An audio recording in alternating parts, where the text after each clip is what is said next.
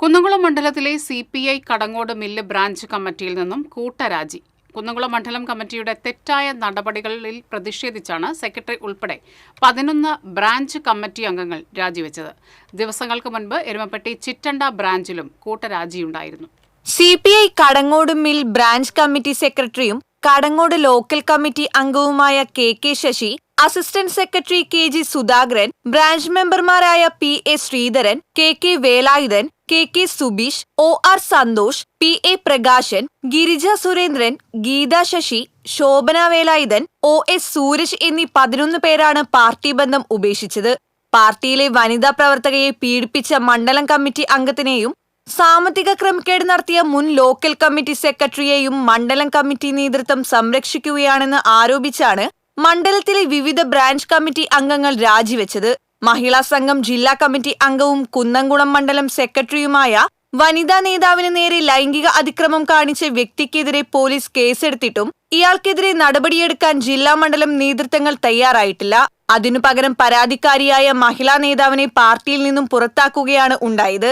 സംഭവം നടന്ന ഉടൻ പാർട്ടി നേതൃത്വത്തിന് പരാതി നൽകിയെങ്കിലും ആരോപണ വിധേയനായ നേതാവിനെ സംരക്ഷിക്കുവാനാണ് നേതൃത്വം ശ്രമിച്ചതെന്നും ഇവർ ആരോപിച്ചു. ഇതിൽ പ്രതിഷേധിച്ച് കഴിഞ്ഞ ദിവസം CPI എരുമപ്പെട്ടി ലോക്കൽ കമ്മിറ്റിയിലെ ചിറ്റണ്ട ബ്രാഞ്ച് സെക്രട്ടറിയും ലോക്കൽ കമ്മിറ്റി അംഗവുമായ ഷക്കീർ ഉൾപ്പെടെ 12 പേർ പാർട്ടിയിൽ നിന്ന് രാജിവെച്ചിരുന്നു.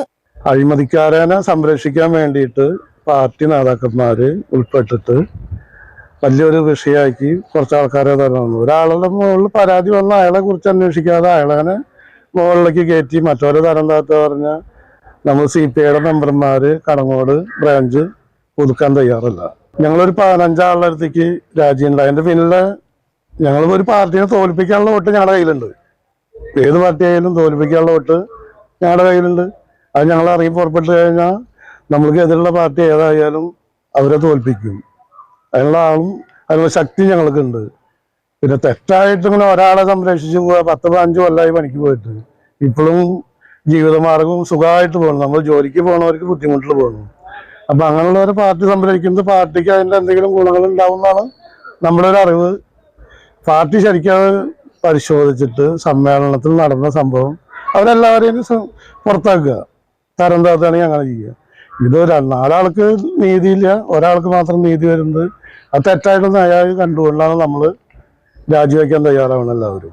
കടങ്ങോട് മുൻ ലോക്കൽ സെക്രട്ടറി ഫണ്ട് തിരിമറി നടത്തിയെന്നും പരാതി നൽകിയിട്ടും യാതൊരു നടപടിയും ഉണ്ടായില്ലെന്നും ഇവർ ആരോപിക്കുന്നു. TCV news, Kunnamkulam.